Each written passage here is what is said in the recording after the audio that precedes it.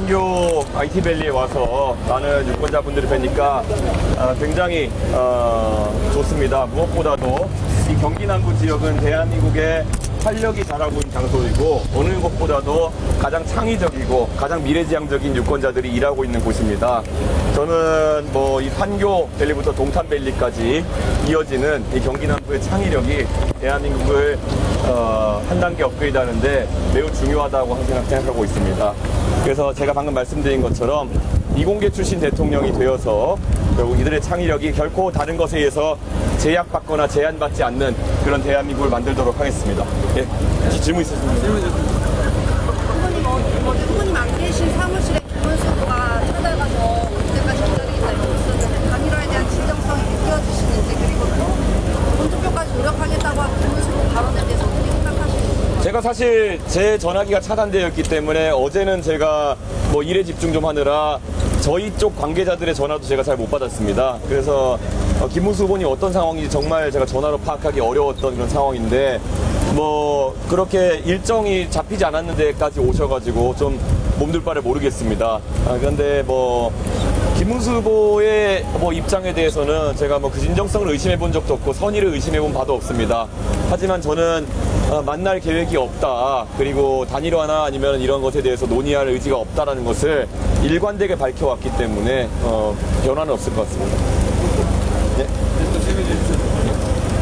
지금 사전투표율이 역대급을 기록하고 있는데 어떻게 보고 계십니까? 아무래도 지난 6개월 동안 대한민국의 혼란에 대해서 많은 유권자들께서 이제는 빨리 끝나야 된다라는 생각을 하고 계신 것 같습니다. 그래서 높은 사전투표율로 나타나고 있는데요. 저는 이번에 정말 높은 사전투표를 넘어서 정말 투표율 80%, 90%를 넘는 그런 결과가 나왔으면 좋겠습니다. 이런 위기를 극복하는 상황 속에서는 높은 투표율이 그 결과의 정당성을 또 부여할 수 있기 때문에 많은 분들이 참여해 주셨으면 좋겠습니다.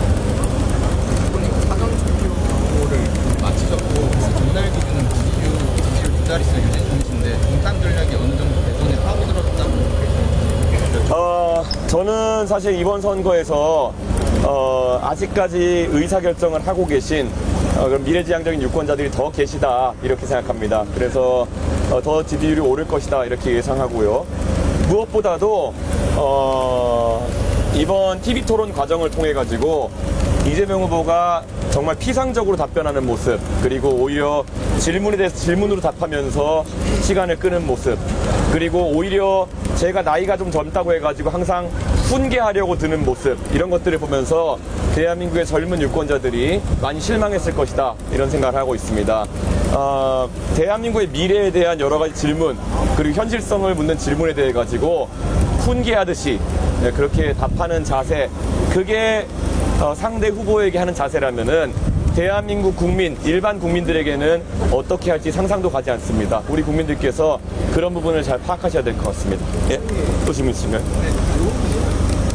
토론회 때 하신 발언과 관련해서요. 예. 전화를 가지고 여성 후보가 아니다. 또 대표님은 남성 유머는 괜찮냐 이렇게 말씀을 하고 계신데 제가 참 민주당이 생각했다는 것이 참 그 정도라는 게, 처음에는 이것이 뭐 커뮤니티발 허위 사실이라는 식으로 이야기했었는데 어제 마침 언론의 공개로 이재명 후보 아들의 구약식 공소장이 나오게 되면서 그 발언이 실제 처벌받은 내용에 포함되어 있다는 것을 유권자들이 알게 되었습니다. 그랬더니만 들고 나오는 얘기가 여성이 아니라 남성에게 한 그런 폭언이 아니냐라는 말인데요. 사실 제가 또 이게 입에 옮기기도 민망하지만은 그 표현이 남성에 대한 표현과 여성에 대한 표현을 결합시켜놨고 마지막에 여성에 대한 표현으로 끝나는 것입니다. 그것을 무엇으로 받아들일지는 해석의 영역이겠지만은, 그러면 민주당에서 하는 말 다 듣는다 하더라도 남성에게 그런 추잡한 이야기를 하는 것은 괜찮다고 민주당에서는 기준을 잡은 것인지, 이런 식으로 자꾸 메시지를 흐릴 것이 아니라 이재명 후보께서 빨리 사과하는 것이 옳다, 저는 그렇게 생각합니다. 예. 예. 표현 가지고 다투시는 거 이런 양상인데 후보님께서 생각하시는 이 논란의 본질은 뭔지? 저는 이재명 후보가 그 가족의 어쨌든 이런 아주 안 좋은 모습에 대해 가지고 물타기로서 일관하고 있다. 그리고 메신저 공격으로 일관하고 있다라는 점을 지적하고 싶은 겁니다.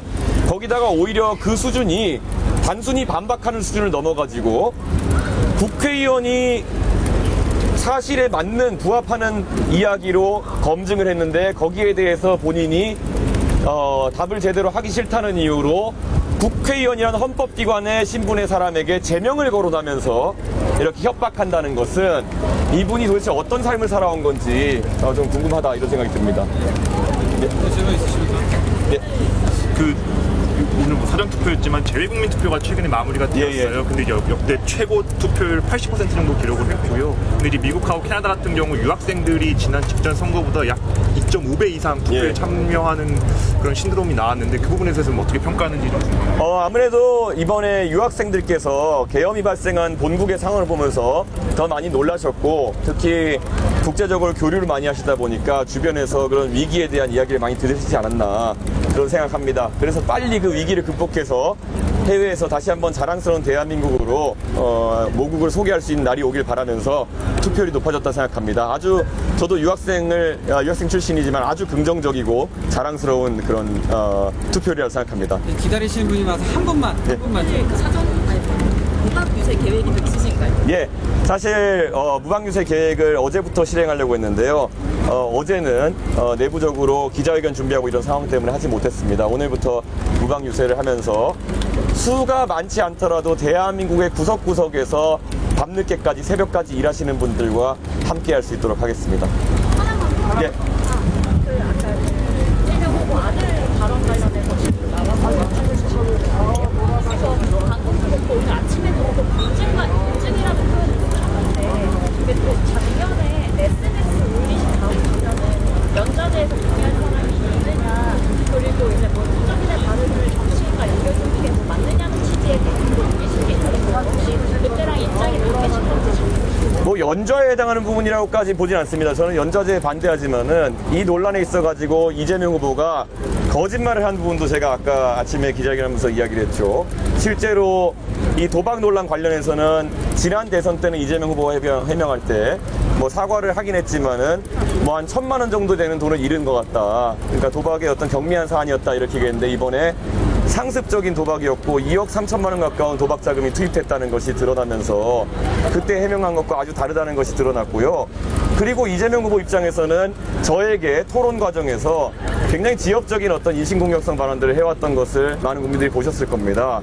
뭐 샤워를 했느냐 이런 것들이 사실 국회의원 입장에서 제가 답해야 될 것인지도 모르겠고 굳이 말하자면은 지난 계엄에서 계엄 해제를 위해 표결에 참여하지 않은 사람들이 있었고 17명의 민주당 의원이 있었고 심지어 지역구가 국회에 아주 가까운 의원마저도 거기에 참여하지 않은 것이 있었고 그분이 민주당 선대위의 핵심 관계자입니다. 저는 그런 분에서 반박을 하고 있었는데 이재명 후보가 계속 그런 인신공격성 발언을 했기 때문에 제가 이재명 후보의 그런 거짓된 면에 대해서 제가 지적할 수밖에 없었던 것이고요.